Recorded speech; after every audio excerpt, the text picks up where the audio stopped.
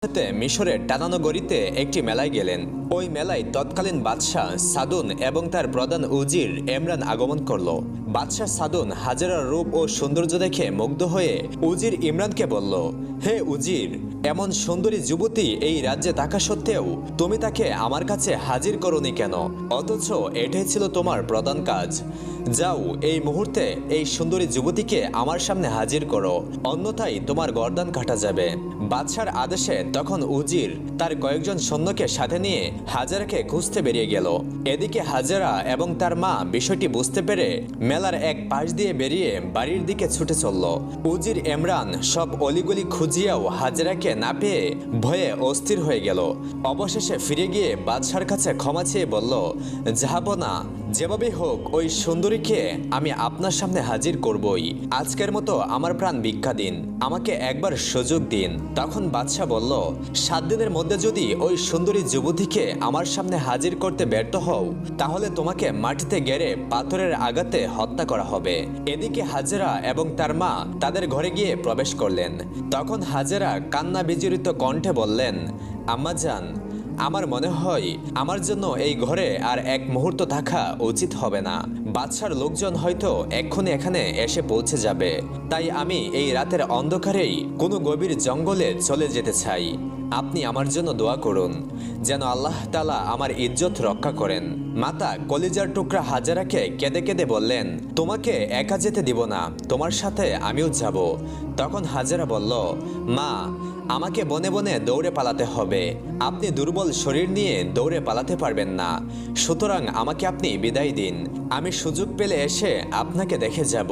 অতঃপর হাজারা অত্যাচারী বাদশাহ সাদুনের ভয়ে রাতের বেলা নিজ গৃহ ত্যাগ করে গভীর জঙ্গলের পথে চলতে লাগলেন। কষ্টে তার বুক ফেটে যাচ্ছিল। এদিকে তার মা 2 রাকাত নামাজ পড়ে 2 হাত তুলে হাজারার জন্য দোয়া করতেছিলেন।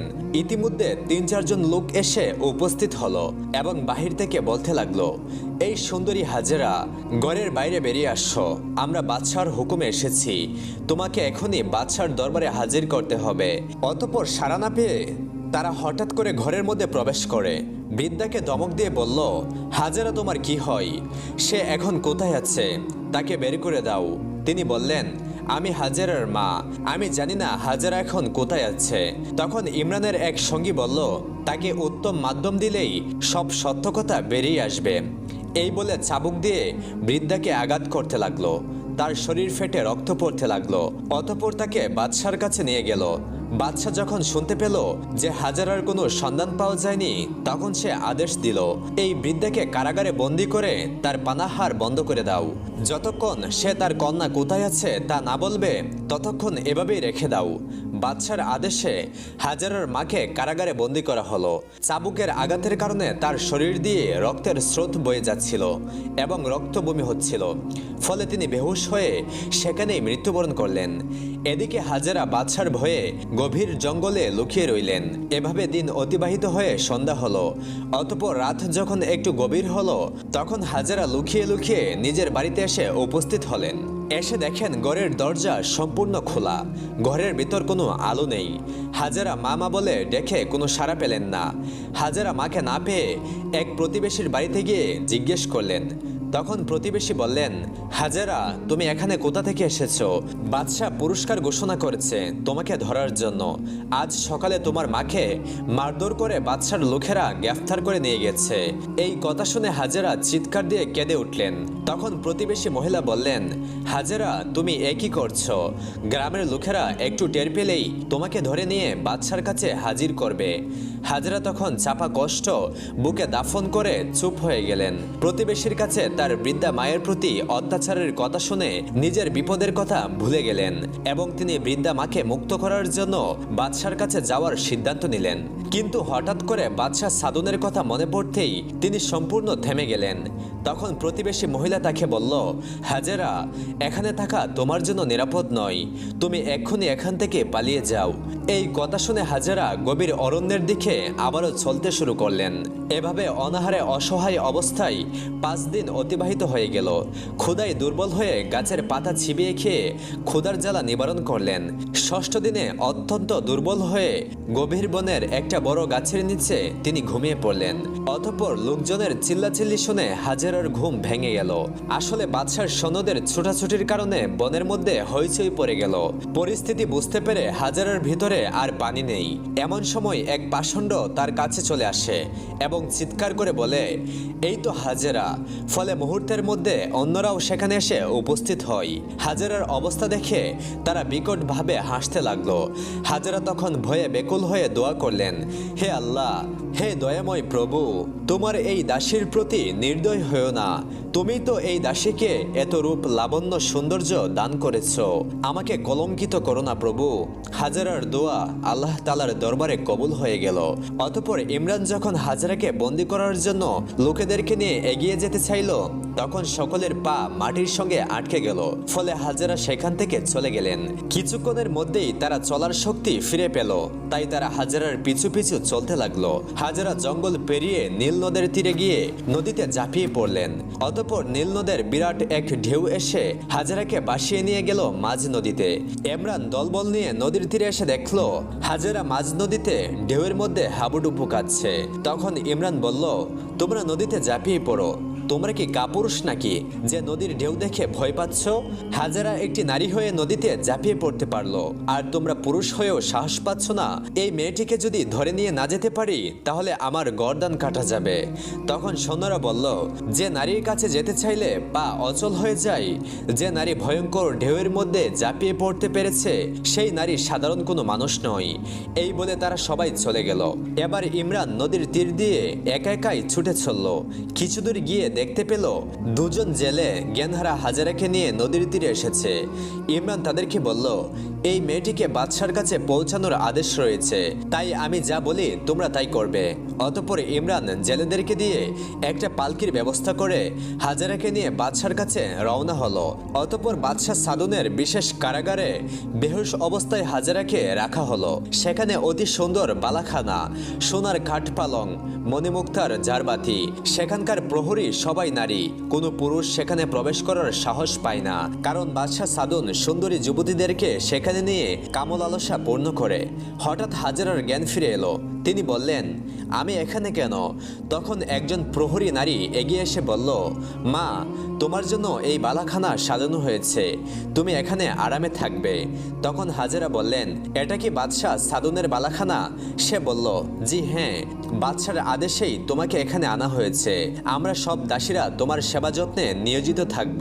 তখন হাজেরা বললেন, আমাকে এখানে কেন আনা হয়েছে তা তো তোমরা নিশ্চয়ই জানো। দয়া করে আমাকে তোমরা এই বিপদ থেকে রক্ষা করো। তখন সে বলল, মা, আমরা তো বাদশার হুকুমের দাসী, আমাদের কিছুই করার নেই। হাজেরা কান্নাজড়িত কণ্ঠে বললেন, আর কিছু যদি নাই পারো তাহলে অন্তত আমাকে হত্যা করে ফেলো। ইতিমধ্যে একজন দাসী তার জন্য খাবার নিয়ে আসলো, কিন্তু তিনি খেলেন না। 2 চোখের অশ্রুতে বাসতে লাগলেন এবং বললেন, তোমরা কি বলতে পারো 1 সপ্তাহ আগে বাদশার লোকেরা আমার মাকে ধরে নিয়ে এসেছিল, তিনি এখন কোথায় আছেন, কেমন আছেন? তখন একজন বলল, তুমি আগে খেয়ে নাও, তারপর তোমার মাকে খবর দেব। এই কথা শুনে হাজেরা বুঝে গেলেন যে তার মা আর বেঁচে নেই। তাই তিনি সেজদায় লুটিয়ে পড়ে কান্নায় কাতর হয়ে বললেন, হে আল্লাহ, হে দয়াময়, এই হতভাগিনীর কি অপরাধ ছিল? নিজের ইজ্জত বাঁচানোর জন্য কত বন জঙ্গলে ঘুরে বেড়ালাম, নীল নদে জাপ দিলাম, তবুও তুমি এদের কবলেই আমাকে আবদ্ধ করলে। এমন সময় অদৃশ্য থেকে আওয়াজ এলো, হাজেরা, আমি আমার প্রিয় বান্দাবান্দিকে দুঃখ বিপদে ফেলে পরীক্ষা করে দেখি, তুমি ধৈর্য ধারণ করো। এই কথা শুনে হাজেরা বললেন, হে প্রভু, তোমার ইচ্ছাই তাহলে পূর্ণ হোক। এর মধ্যেই একজন দাসী এসে খবর দিল, মা, বাদশাহ আপনার সাথে সাক্ষাৎ করতে এসেছেন। এটা শুনে হাজেরা ঘৃণায় চোখ ফিরিয়ে নিলেন। তখন বাদশাহ সাদুন তার সামনে এসে বলল, কি হে সুন্দরী, আমাকে দেখে মুখ ফিরালে কেন? এখানে তুমি আর আমি ছাড়া আর তো কেউ নেই। আমাকে বরণ করে নিলেই তোমার ভালো হবে, আমি তোমার হয়ে যাব, আর এই ধনভাণ্ডার সবই তোমার হাতে তুলে দিব, এবং বালাখানার দাস দাসী সবাই তোমার সেবায় নিয়োজিত থাকবে। সুতরাং আমাকে বরণ করে নিয়ে আমার প্রেম লালসা মেটাও। এটা শুনে ঘৃণায় হাজেরার বাদশার শরীর ফেটে যাচ্ছিল। তিনি একদম চুপচাপ রইলেন। সাদুন তাকে নীরব দেখে রাগ হয়ে বলল, এই সুন্দরী, তুমি আমাকে দুর্বল ভেবো না। জীবনে আমি হাজার হাজার নারীকে ভোগ করেছি। আমার কথায় রাজি না হলে আমি জোর করে তোমাকে ভোগ করে ছাড়বো।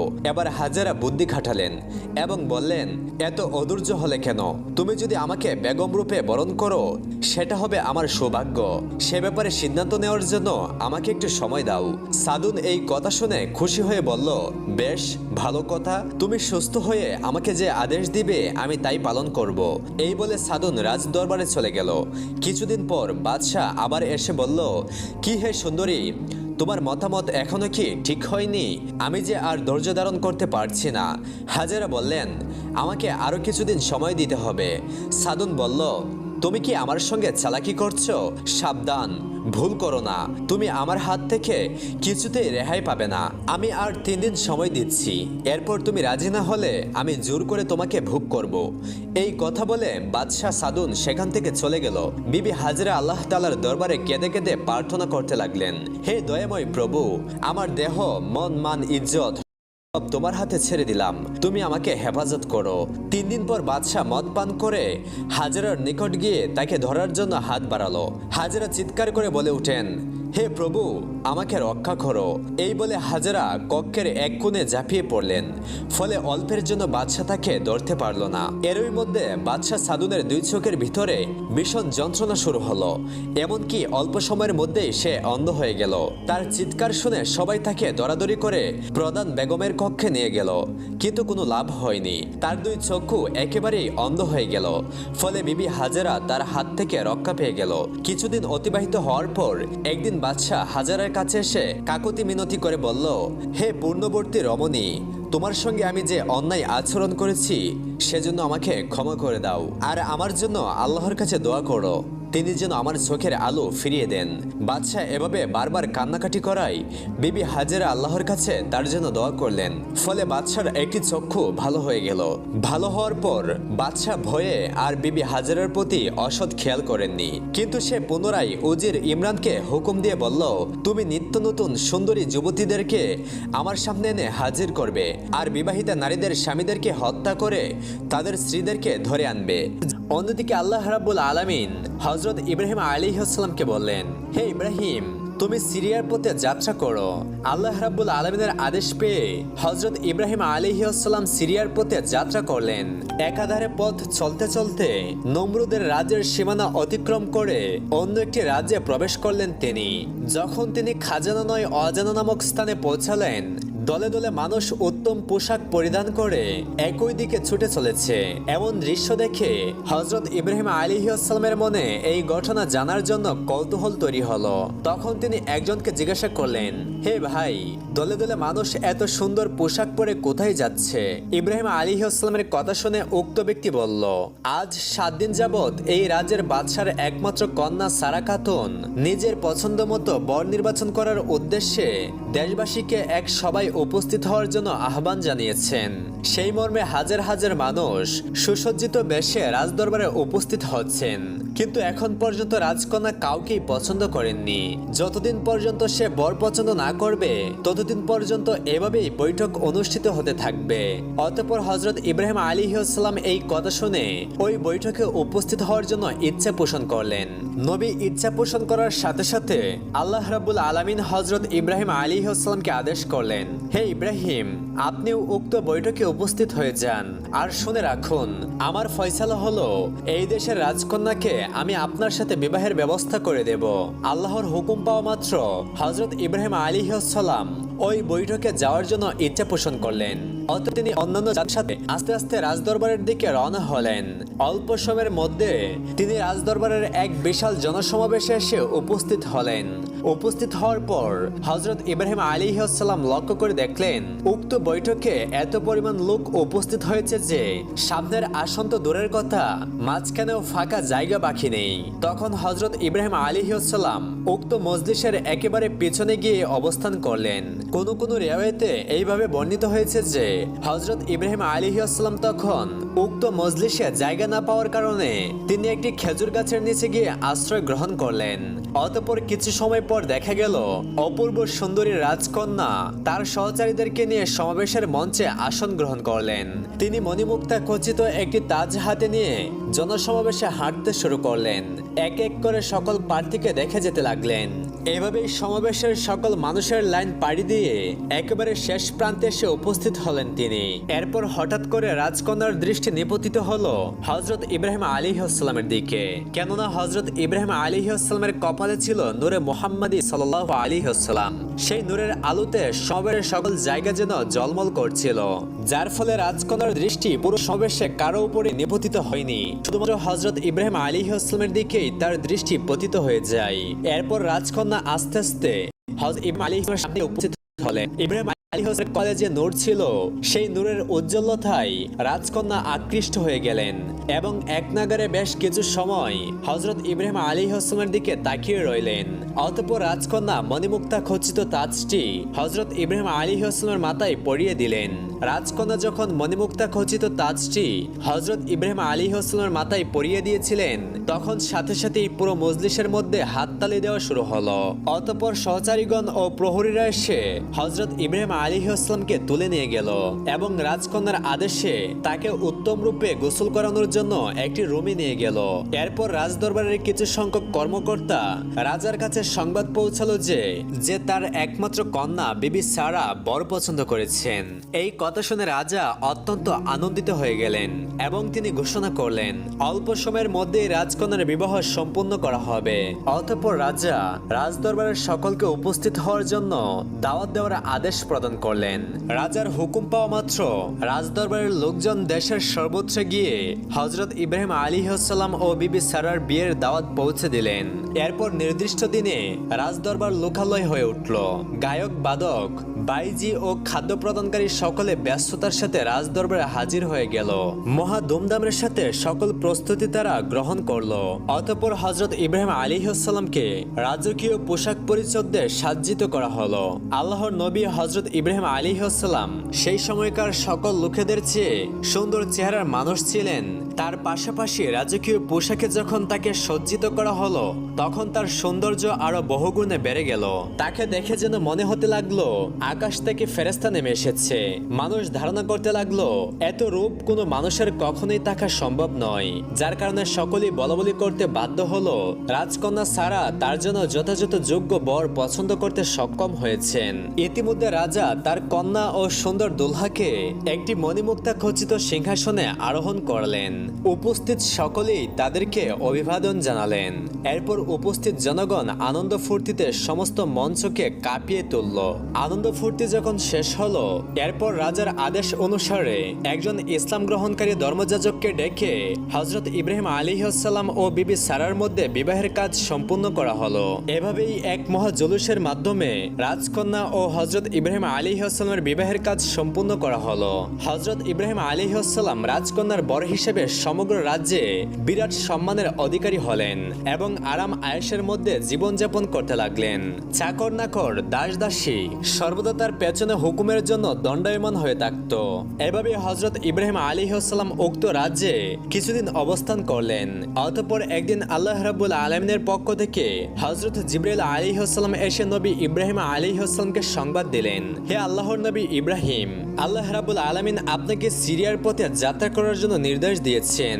ইব্রাহিম আলাইহিস সালাম যখন জিবরাইল আলাইহিস সালামের মুখে ওহীর আওয়াজ শুনলেন তখন তিনি নবুয়তের দাবি পালন করার উদ্দেশ্যে উদ্গ্রীব হয়ে উঠলেন।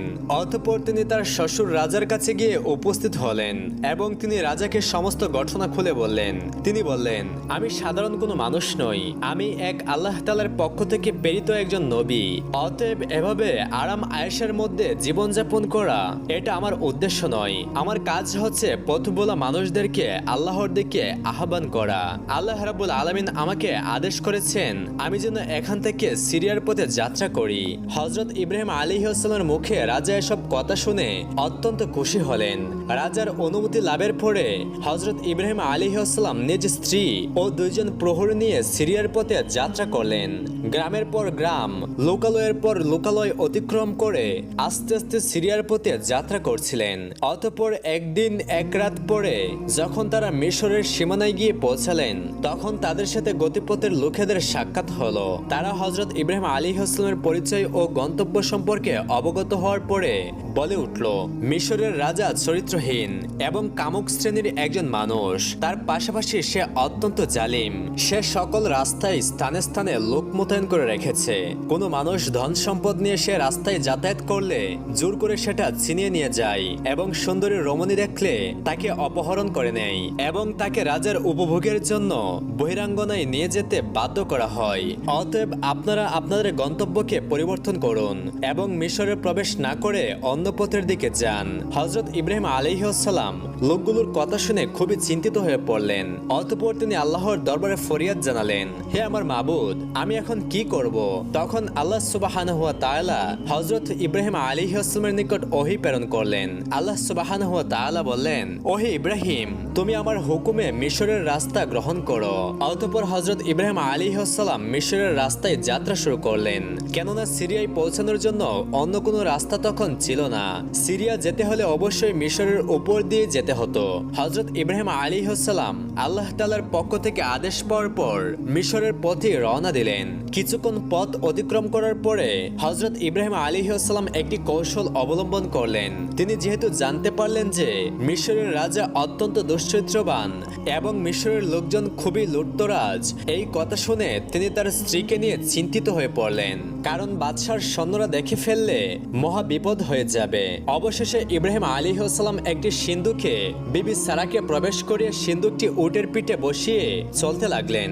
অতঃপর রাস্তায় বাদশার প্রহরীরা ইব্রাহিম আলাইহিসসালামের গতিরোধ করে বলল, তুমি তোমার সিন্দুক খোলো।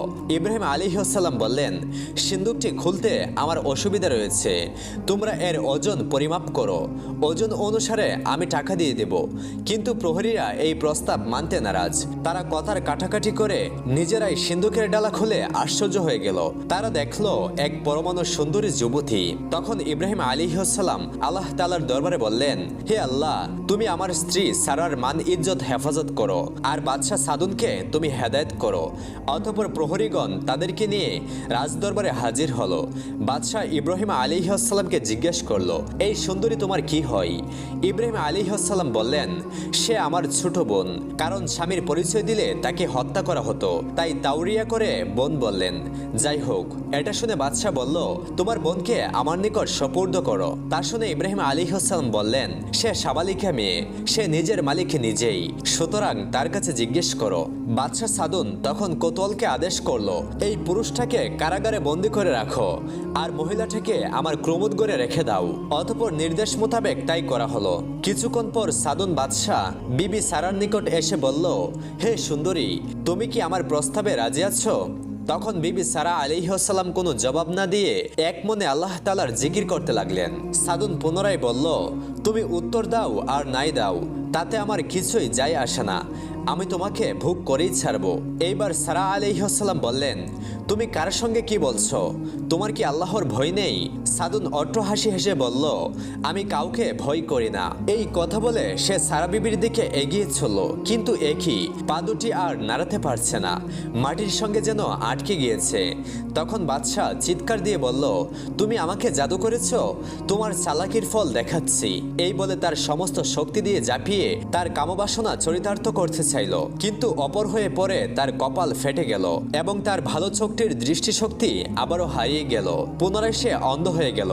এবার বাদশাহ বলে উঠল, তুমি আমার চোখের উপর জাদু করেছো, তুমি আমার কারাগারে বন্দী, আজ হোক বা কাল তুমি আমার হাতে ধরা পড়বেই। তখন বিবি সারা আলাইহিসসালাম বললেন, আমি জাদুকারিনী নই, আমি ইব্রাহিম আলাইহিসসালামের অর্ধাঙ্গিনী। তুমি আল্লাহর নবীকে কারাগারে বন্দী করে তার সঙ্গে খারাপ ব্যবহার করেছো, তোমার কঠোর শাস্তি ভোগ করতে হবে। যদি বাঁচতে চাও তাহলে আল্লাহর নবীকে মুক্ত করে দিয়ে তার কাছে ক্ষমা চাও। এই কথা শুনে বাদশার মনে মুচুর দিয়ে উঠল। হঠাৎ তার মনে পরিবর্তন এসে গেল। অতঃপর বাদশাহ সাদুন হযরত ইব্রাহিম আলাইহিসসালাম এবং বিবি সারাকে মুক্ত করে দিলেন। হযরত ইব্রাহিম আলাইহিসসালাম মুক্তি পেয়ে বাদশাহ সাদুনকে জিজ্ঞেস করলেন, হে বাদশাহ, তোমার এই অবস্থা কেন? সাদুন তখন কান্না বিজড়িত কণ্ঠে বলতে লাগলো, আমি না বুঝে আপনাদের সাথে অন্যায় করেছি, আপনারা আমাকে ক্ষমা করে দিন। আমি সারাটি জীবন অন্যায় করেছি, আল্লাহর কাছেও ক্ষমা চাইতে আমার সাহস হয় না। আমি কিভাবে মুক্তি পেতে পারি?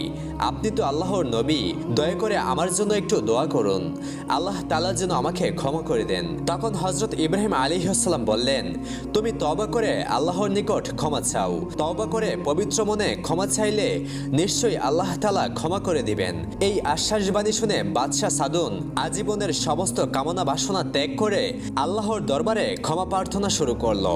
তার চোখ বেয়ে অশ্রু দ্বারা প্রবাহিত হতে লাগলো, ফলে তার দৃষ্টিশক্তি এবং চলন শক্তি আবার ফিরে পেল। তখন সে বলল, হে আল্লাহর নবী, আপনি আমাকে আপনার ধর্মে প্রবেশ করান। বাদশাহ সাদুন ইব্রাহিম আলাইহিসসালামের সত্য ধর্ম গ্রহণ করে বলল, হে নবী, আপনি আমার বাদশাহী এবং ধন সম্পদ সবকিছু নিয়ে নিন। তখন ইব্রাহিম আলাইহিসসালাম বললেন, আমি তোমার বাদশাহী নিতে আসিনি, আল্লাহর দেওয়া দায়িত্ব পালন করতে এসেছি। তুমি তোমার বাদশাহী করতে থাকো এবং ন্যায় বিচার করতে থাকো। বাদশাহ ইব্রাহিম আলাইহিসসালামকে বলল, আপনি আপনার স্ত্রী সহ আমার এই রাজপুরীতে বসবাস করুন। ইব্রাহিম আলাইহিসসালাম বললেন, আল্লাহ তাআলা আমাকে এক জায়গায় বসে আরামের সময় কাটানোর জন্য দুনিয়াতে পাঠাননি, মানুষকে সঠিক পথ দেখানোর জন্য আমাকে পাঠিয়েছেন, তাই এখানে থাকা আমার পক্ষে সম্ভব নয়। এবার বাদশাহ সাদুন ইব্রাহিম আলাইহিসসালামকে বললেন, হুজুর, আমি মিশরের হাজেরা নামক এক সুন্দরীকে দেখে তার রূপের নেশায় পাগল হয়ে তাকে ধরে এনে আমার কারাগারে বন্দী করেছিলাম। আমি তাকে ভোগ করার চেষ্টা করতে গিয়ে আমার দৃষ্টিশক্তি হারিয়ে ফেলি। আমি অসংখ্য নারী দেখেছি, কিন্তু মাত্র দুইজন সতী নারী আমাকে মুগ্ধ করেছে। একজন আপনার স্ত্রী বিবি সারা, অপরজন বিবি হাজেরা। বর্তমানে তিনি আমার কারাগারে বন্দী আছেন। তাকে বন্দী রেখে তার মূল্যবান জীবন নষ্ট করার কোনো মানে হয় না। এখন আমি কি করব? কার হাতে তার মতো পবিত্র নারীকে সুপর্দ করব? এখন আপনার মতো মহামানবকে পেয়ে আমি এই সমস্যা থেকে মুক্তি পেতে চাই। আপনি হাজেরার দায়িত্ব গ্রহণ করুন। ইব্রাহিম আলাইহিসসালাম একটি অপরিচিত যুবতীর দায়িত্ব নিতে তেমন আগ্রহী ছিলেন না, তাই তিনি কোনো জবাব দিচ্ছিলেন না। এমন সময় বিবি সারা আলাইহিসসালাম বলে উঠলেন, হাজেরার দায়িত্ব আমি নিজেই নিলাম, তুমি তাকে মুক্ত করে দাও। অতঃপর হযরত ইব্রাহিম আলাইহিসসালাম বিবি সারা এবং হাজেরাকে নিয়ে জেরুজালেমের দিকে রওনা করলেন। প্রিয় বন্ধুগণ, আজকের মতো এই পর্যন্তই। ভিডিওটি ভালো লাগলে লাইক দিন এবং এই ভিডিওর দ্বিতীয় পর্ব দেখতে চাইলে কমেন্ট বক্সে জানিয়ে দিন। আমরা খুব শীঘ্রই এই ভিডিওর দ্বিতীয় পর্ব আপনাদের সামনে উপস্থাপন করব ইনশাআল্লাহ।